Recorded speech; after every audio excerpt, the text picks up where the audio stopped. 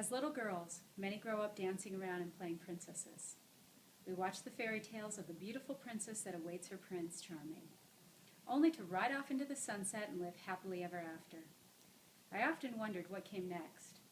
What did this mean, and where did they go with the rest of their lives?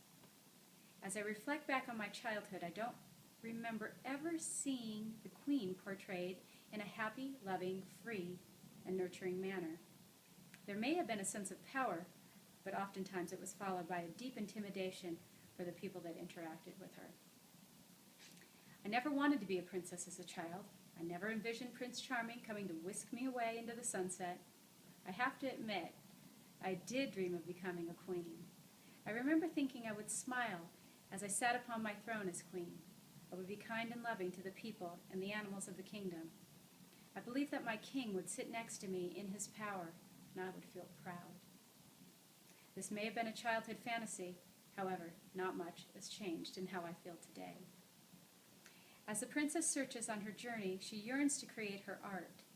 The queen, however, takes solace in knowing her art is preserved as it evolves in her grace. There is a wisdom that follows the queen, and all that enter into her presence feel it. This wisdom has been earned. Her lessons have not been taken in vain. Her kingdom is solid. She is a visionary of something much larger than herself. Her authenticity is all she needs to command the presence of the many who follow and believe in her. She has the ability to calm the masses as she brings a sense of order to her kingdom. It is her magic that changes lives, as hope is restored. It is this hope that creates a shift for others to pay it forward in the kingdom. The queen knows that it is her love that heals, the love that creates a glorious haven for others to grow. The queen knows this is her birthright and must be embraced of her gifts of love. As she shares her gifts, she enters into the hearts across the kingdom. This is what it is to be. There's no stopping her. She sees life in Technicolor, and it illuminates the path for endless people to walk. She is queen. All women are born with this rite of passage. It's not reserved for the select few, yet many will never take their place on the throne. As a girl enters into womanhood, there's a detachment or a cutting away from the former self in this phase, which is signified in the symbolic actions and rituals.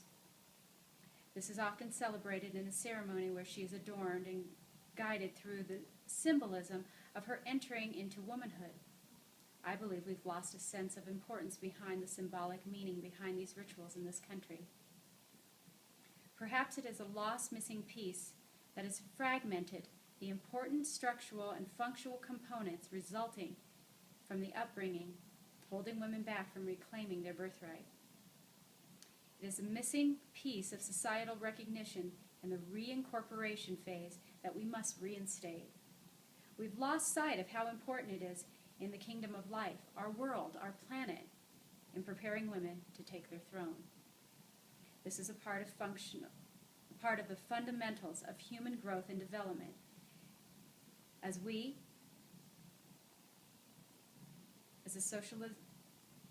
socialize, it is the growth that builds a community of connection, a community of healing, the creation of life. It is time that we as a whole honor women in their rite of passage by teaching them, imparting with the tools needed for them to step into the glorious gift bestowed upon them at birth. As queen of my kingdom, it is my promise to create, teach, and impart with the wisdom I have attained. For there are many queens to join me in the rite of passage on the throne.